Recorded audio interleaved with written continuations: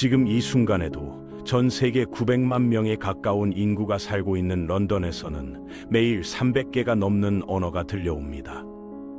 이곳에 거주하는 사람들 중 거의 절반에 달하는 42%가 해외에서 태어났으니까요. 하지만 이런 국제적인 도시의 모습이 단순히 현대 글로벌 시대의 산물이라고 생각하시면 오산입니다.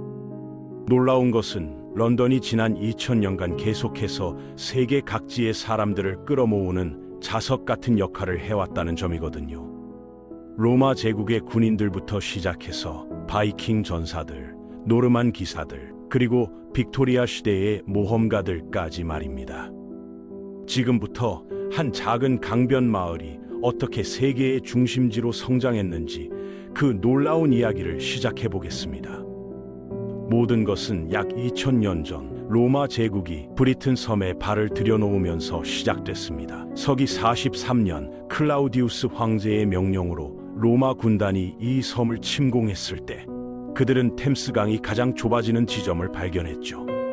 이곳이야말로 다리를 건설하기에 완벽한 장소였으니까요. 로마인들은 이 전략적 요충지에 작은 요새를 건설하고 론디니움이라는 이름을 붙였습니다. 당시에는 아무도 이 작은 정착지가 훗날 전 세계를 지배하는 도시로 성장하리라고는 상상하지 못했을 겁니다. 론디니움의 초기 역사는 순탄하지만은 않았습니다. 건설된 지 불과 17년 만인 서기 60년, 켈트족 여왕 부디카가 이끄는 대규모 반란이 일어났거든요. 로마의 지배에 분노한 부디카와 그녀의 전사들은 론디니움을 완전히 불태워버렸습니다. 도시의 모든 건물이 재가 되고 주민들은 피난을 떠나야 했죠. 하지만 로마인들은 포기하지 않았습니다. 그들은 더욱 체계적이고 견고한 계획 도시를 재건하기 시작했거든요. 이것이야말로 런던의 불군의 정신이 시작된 순간이었습니다.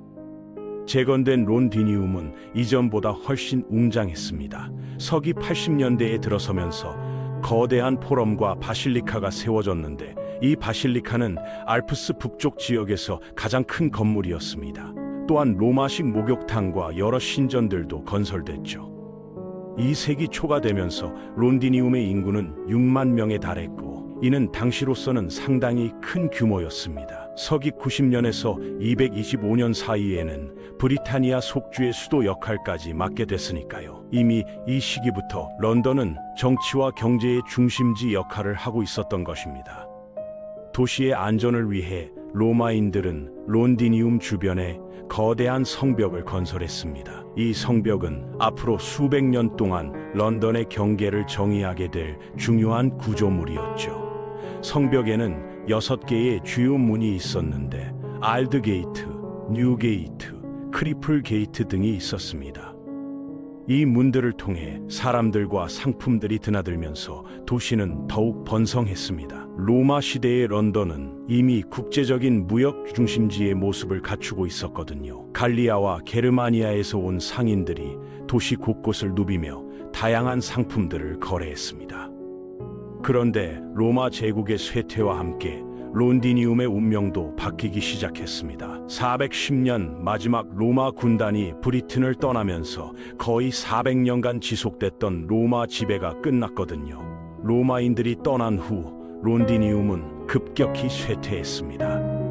5세기 말에는 거의 폐허 상태가 됐고 한때 6만 명이 살던 도시에 이제는 몇천 명만이 남았을 뿐이었죠. 웅장했던 바실리카와 포럼은 버려졌고 아름다운 로마식 빌라들은 무너져 내렸습니다. 문명의 빛이 꺼져가는 듯했던 암흑의 시대가 시작된 것입니다. 앵글로색슨족이 브리튼에 정착하면서 런던에 새로운 활기가 돌기 시작했습니다. 이들은 처음에는 버려진 로마 도시를 피하고 대신 서쪽에 룬든비크라는 새로운 정착지를 건설했습니다. 현재의 코벤트 가든 주변 지역이었죠. 7세기 후반이 되면서 이곳의 인구는 1만 명 정도로 회복됐고 활발한 무역항 역할을 하게 됐습니다. 604년에는 런던의 첫 번째 주교인 멜리투스가 세인트 폴 대성당의 초기 형태를 건설하기도 했거든요. 기독교 문화가 이 땅에 뿌리내리기 시작한 것입니다. 그런데 8세기와 9세기에 들어서면서 새로운 위협이 나타났습니다. 바로 바이킹들이었죠. 793년 린디스판 수도원 습격으로 시작된 바이킹 시대가 런던에도 영향을 미쳤거든요. 830년대부터 바이킹들은 런던을 정기적으로 습격하기 시작했습니다. 처음에는 단순한 약탈이었지만 871년에는 아예 도시를 점령해버렸죠. 거대한 이교도 군대가 옛 로마 성벽 안에 주둔하면서 런던을 지배했습니다. 바이킹 전사들의 날카로운 도끼와 장검이 다시 한번 런던의 운명을 바꾸고 있었던 것입니다. 알프레드 대왕이 886년 런던을 탈환하면서 상황이 바뀌었습니다. 그는 색슨족들을 다시 옛 로마 성벽 안으로 이주시키고 도시를 룬덴베르흐라고 개명했죠. 요새를 재건하고 템스강 위의 다리도 다시 건설했습니다. 이때부터 런던은 다시 중요한 도시로 성장하기 시작했거든요. 하지만 여전히 앵글로색슨 왕국의 전통적인 수도인 윈체스터와 정치적 영향력을 놓고 경쟁해야 했습니다. 알프레드의 현명한 통치 덕분에 런던은 서서히 영국의 심장부로 자리 잡아가고 있었습니다.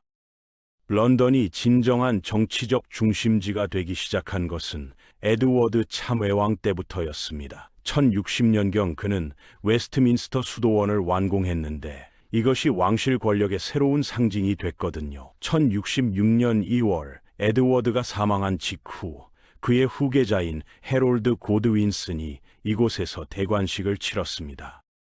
하지만 그의 통치는 오래가지 못했죠. 그해 10월 헤이스팅스 전투에서 노르만 공작 윌리엄에게 패배했으니까요. 해롤드 왕의 눈에 화살이 박히며 죽음을 맞이한 순간 영국 역사는 완전히 새로운 방향으로 흘러가게 됐습니다. 노르만 정복은 런던 역사의 새로운 전환점이었습니다. 1066년 크리스마스, 정복자 윌리엄이 웨스트민스터 수도원에서 영국 왕으로 대관식을 치렀거든요. 새로운 노르만 통치자들은 토착민들을 통제하기 위해 전국 곳곳에 성을 건설했습니다. 런던에서 가장 인상적인 것은 도시 동쪽 끝에 세워진 런던 탑이었죠. 처음에는 목재로 지어졌지만 나중에 견고한 석조 건물로 확장됐습니다. 이 요새는 왕권의 상징이자 감옥, 그리고 왕실 보물을 보관하는 장소로 사용됐습니다. 이 시기에도 런던은 아직 영국의 공식적인 수도는 아니었습니다. 윈체스터가 여전히 그 지위를 유지하고 있었거든요. 하지만 11세기에 화재로 윈체스터의 많은 부분이 파괴된 후 왕실 행정기관들이 점차 런던으로 이전하기 시작했습니다. 1097년 윌리엄 2세가 웨스트민스터 홀 건설을 시작한 것도 이런 변화의 일부였죠. 이 건물은 왕의 거주지라기보다는 의회 회의 장소로 설계됐습니다. 민주주의의 싹이 이미 이 시기부터 트이고 있었던 것입니다. 중세시대 런던의 성장은 정말 놀라운 수준이었습니다. 1100년 15,000명이던 인구가 1300년에는 8만 명을 넘어섰거든요. 토착민들 외에도 프랑스 와인 상인들, 플랑드르 직조업자들, 덴마크와 독일 선원들이 정착했습니다. 또한 상당한 규모의 유대인 공동체도 형성됐는데 이들은 1070년경 노르만 정복 이후에 정착한 사람들이었죠. 도시는 여전히 로마 성벽 안에 집중되어 있었지만 템스강 남쪽의 서더크 지역도 중요해지고 있었습니다. 강을 건너는 것은 수백 년간 다양한 형태로 존재했던 목조 다리 덕분에 가능했습니다. 하지만 1176년부터 시작된 새로운 석조 다리 건설은 런던 역사의 또 다른 이정표가 됐죠. 1209년 완공된 새로운 런던 브리지는 양쪽에 몇 층짜리 건물들이 들어서 있는 독특한 구조였습니다.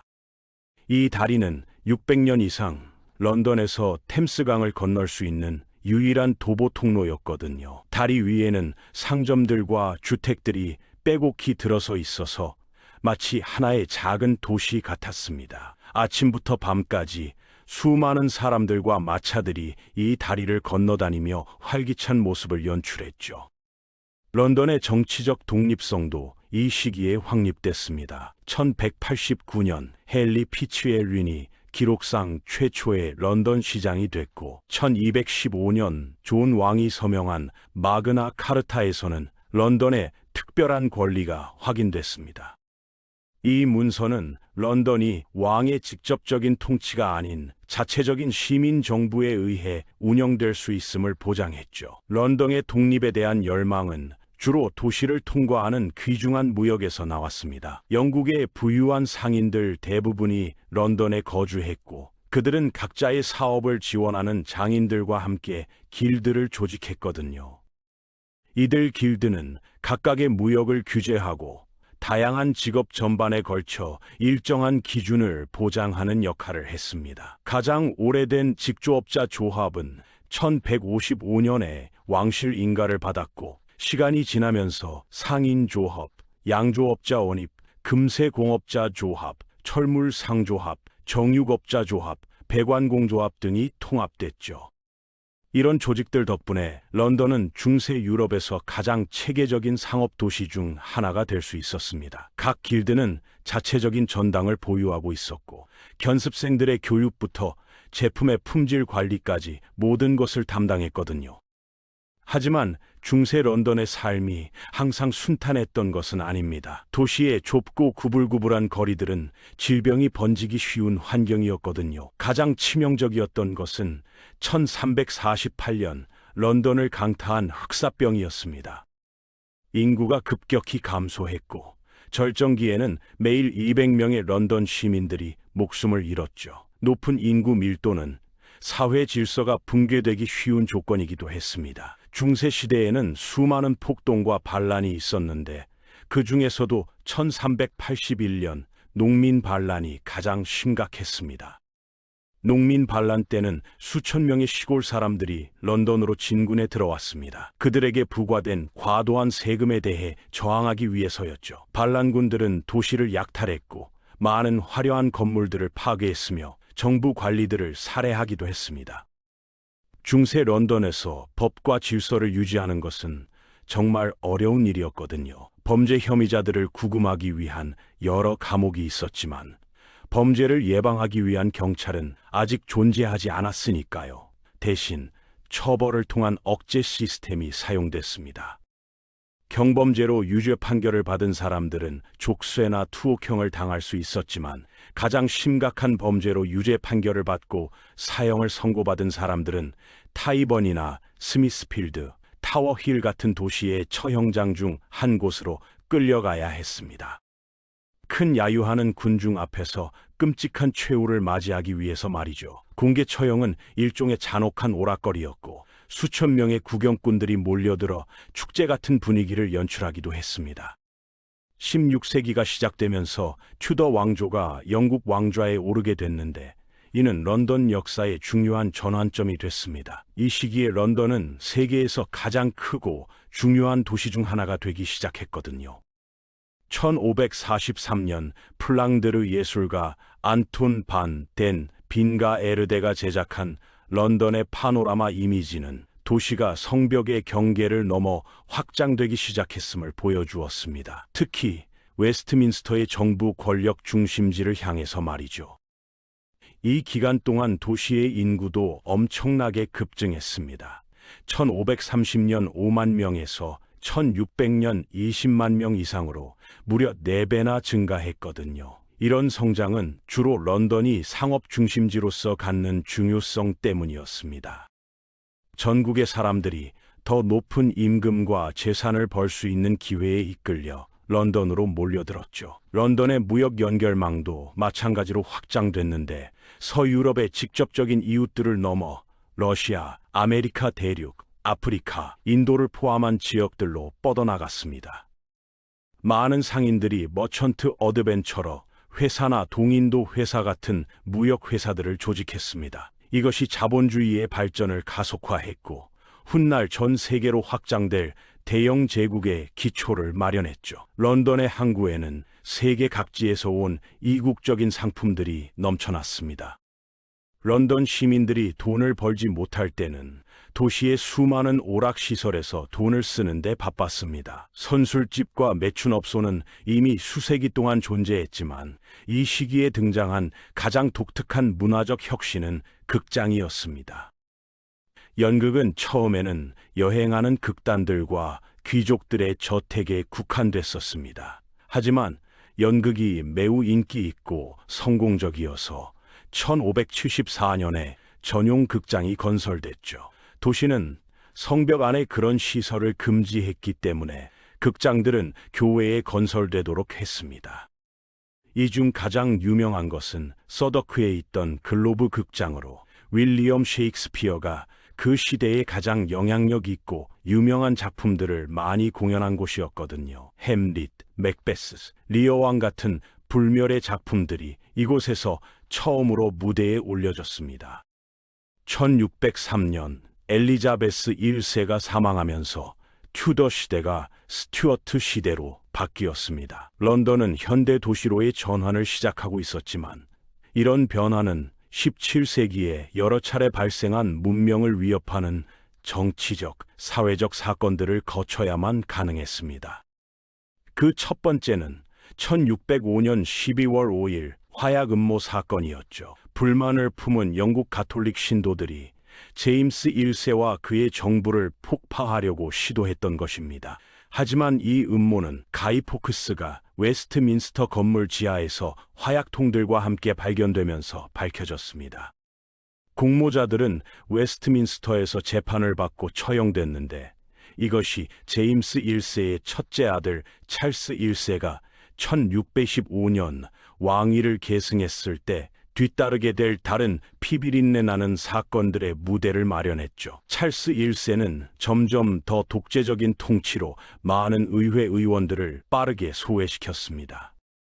결국 1642년에 전국적으로 격렬한 내전이 발발했습니다. 런던 시민들은 의회의 대의를 지지한다고 선언하고 왕당파의 공격으로부터 도시를 보호하기 위해 도시 주변에 요새를 건설했습니다. 하지만 몇 년 안에 상황은 의회에 유리하게 돌아섰죠. 찰스 1세는 체포돼서 1649년 1월 30일에 반역죄로 재판을 받았습니다. 그는 런던의 화이트홀 연회장 밖에서 처형됐는데 사형 집행인들이 한 번의 도끼질로 그의 목을 쳤습니다. 왕의 신성 불가침을 믿었던 사람들에게는 충격적인 사건이었죠. 그 후 10년 동안 런던은 국가의 정치적 중심지로 남았지만 1660년에 왕정 복고가 될 때까지 공화국으로 통치됐습니다. 이듬해 찰스 2세가 웨스트민스터 수도원에서 대관식을 치렀죠. 그럼에도 불구하고 런던은 곧 새로운 재앙들을 맞이해야 했습니다. 1665년에 전염병이 창궐하여 무려 6만 명이 목숨을 잃었고 이듬해인 1666년에는 상황이 더욱 악화됐습니다. 런던 대화재가 도시를 휩쓸면서 오래된 중세 성벽 안에 있던 대부분의 도시가 파괴됐거든요. 4일 동안 계속된 화재는 13,200채의 주택과 87개의 교회를 잿더미로 만들었습니다. 화재 이후 건축 규정이 도입됐고 도시는 대부분 돌과 벽돌로 재건됐습니다. 이 과정의 상당 부분은 당시의 위대한 건축가 크리스토퍼 렌경의 지휘하에 수행됐죠.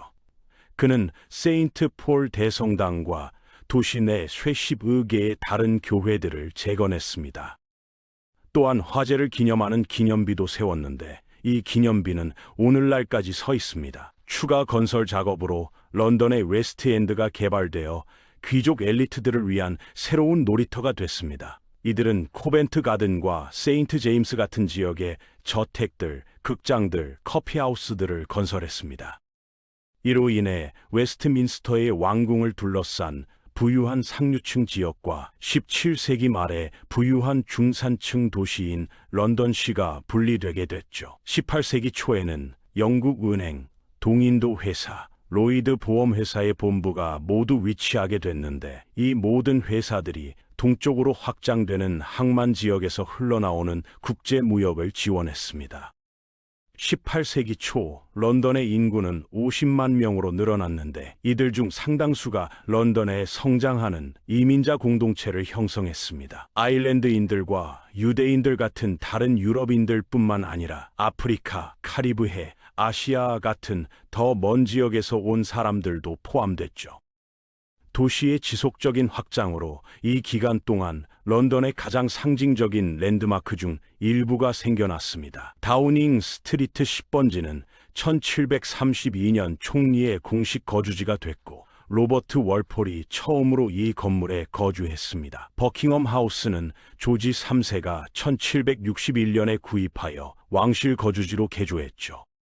런던 브리지의 혼잡을 완화하기 위해 더 많은 다리들이 건설됐는데 웨스트민스터 브리지는 1750년에, 블랙프라이어스 브리지는 1769년에 개통됐습니다. 이로써 템스강 양쪽을 연결하는 교통망이 훨씬 개선됐고 런던의 남북 지역 간 교류가 활발해졌습니다. 19세기에 이르러 런던은 세계에서 가장 큰 도시가 됐고 100만 명이 넘는 사람들이 살고 있었습니다. 세기 말에는 인구가 670만 명으로 늘어났죠. 산업혁명은 일자리를 찾아 시골에서 도시로 몰려든 사람들로 인해 대도시의 확장에 큰 역할을 했습니다. 그러나 많은 사람들이 찰스 디킨스의 소설 올리버 트위스트에 영원히 기록된 것과 같은 과밀하고 빈곤에 시달리는 빈민가로 내몰렸습니다. 도시의 인구가 증가함에 따라 범죄율도 증가했고 1829년 당시 내무장관이자 훗날 총리가 된 로버트 필이 메트로폴리탄 경찰을 창설했습니다. 이후 수십 년 동안 도시 전체 지역을 담당하게 될 이 경찰은 1880년대 후반 이스트엔드를 공포에 떨게 한 잭 더 리퍼 사건과 같은 런던의 가장 악명 높은 범죄 중 일부를 해결하는 데 관여했죠. 하지만 잭 더 리퍼의 정체는 끝내 밝혀지지 않았고 이는 런던 역사상 가장 미스터리한 사건으로 남아 있습니다.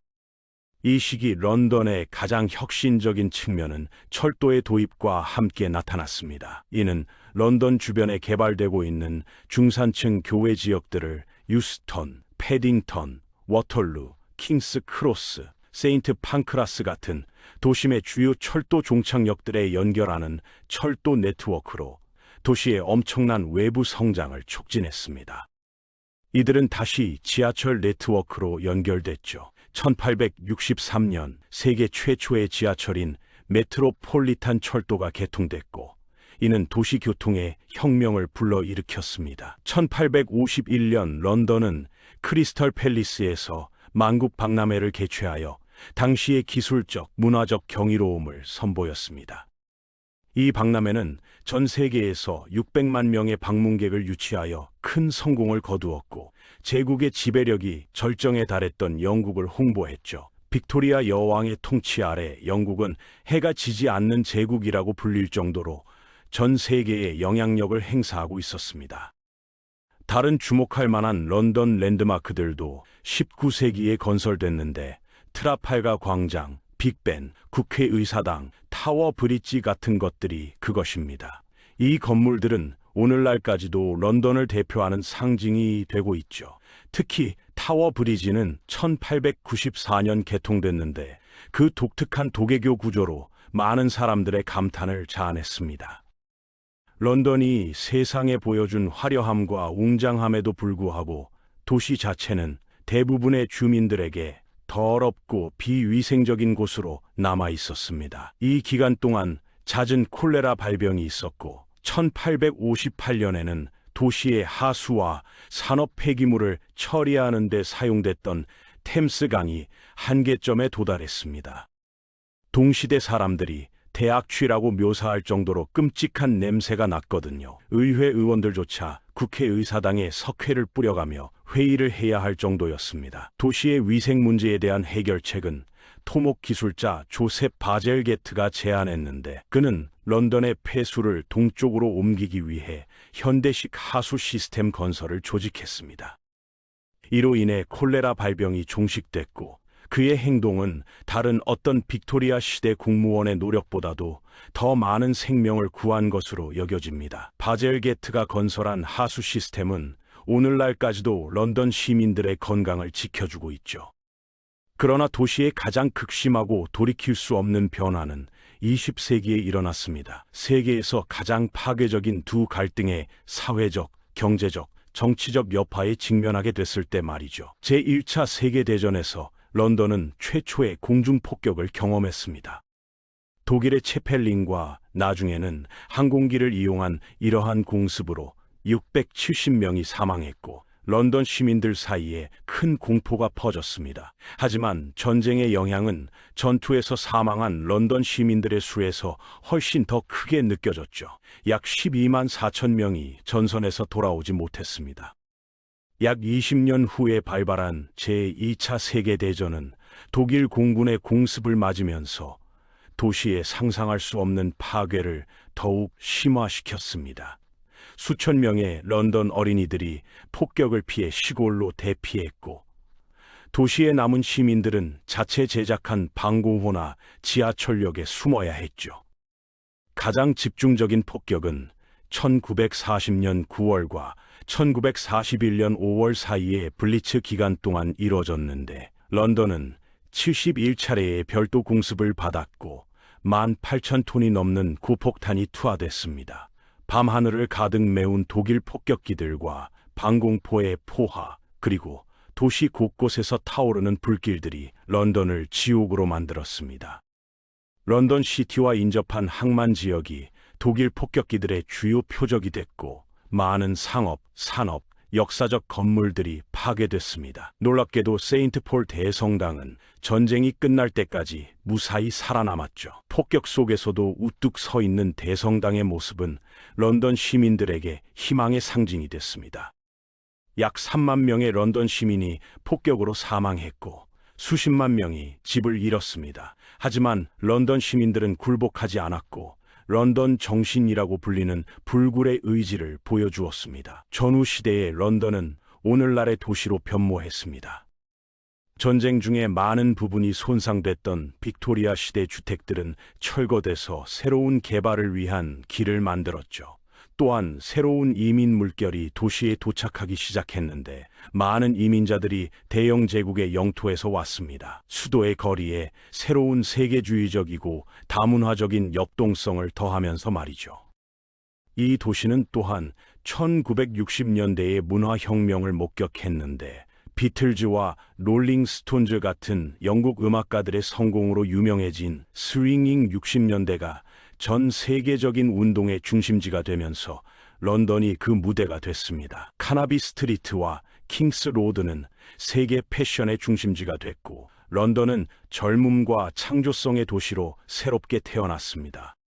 새로운 천년의 시작과 함께 21세기 런던은 진정으로 세계에서 가장 위대하고 영향력 있는 도시 중 하나로 자리 잡았습니다. 거의 모든 국적과 언어가 이제 이 대도시에 대표되고 있으며 이는 의심할 여지 없이 지난 2000년간의 역사가 직접적인 결과입니다.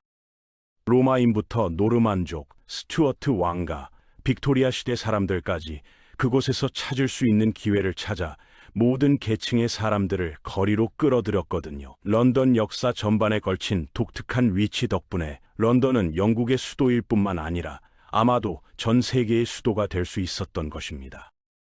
오늘날 런던은 금융, 문화, 교육, 기술의 글로벌 허브로서 그 지위를 더욱 공고히 하고 있습니다. 템스 강변에 우뚝 선 현대적인 마철루들과 고풍스러운 역사적 건물들이 조화를 이루며 과거와 현재가 완벽하게 공존하는 도시의 모습을 보여주고 있죠. 이처럼 런던의 역사는 단순히 한 도시가 성장한 기록이 아닙니다. 수많은 전쟁과 역병, 침략과 변화 속에서도 결코 꺼지지 않았던 인간의 의지와 가능성에 대한 이야기였죠. 작은 로마의 요새에서 시작해 중세의 번영을 거쳐 제국의 심장부가 되었고 두 차례의 세계대전 속에서도 버티며 결국 오늘날 전 세계 사람들이 모여드는 진정한 글로벌 수도로 자리 잡았습니다. 런던의 역사를 따라가다 보면 한 가지 질문이 떠오릅니다. 왜 이 도시는 계속해서 다시 일어설 수 있었을까? 아마 그 답은 건물이나 제도보다 언제나 새로움을 받아들이고 또 스스로 변화해온 사람들에게 있을 겁니다. 그리고 그 변화의 중심에는 결국 사람들, 즉 이 영화를 보고 있는 여러분 같은 호기심 많은 이들이 있겠죠. 오늘 런던의 여정을 함께 걸어주셔서 감사합니다. 이 도시의 이야기가 흥미로웠다면 다음 콘텐츠도 절대 놓치지 마세요. 구독과 좋아요, 그리고 알림 설정은 저에게 정말 큰 힘이 됩니다. 그리고 여러분이 가장 궁금해하는 도시나 문명, 혹은 꼭 다뤄줬으면 하는 주제가 있다면 댓글로 자유롭게 남겨주세요. 여러분의 댓글 하나가 다음 영상을 만드는 첫 번째 출발점이 됩니다. 그럼 우리는 다음 역사 속 여행에서 다시 만나요. 감사합니다.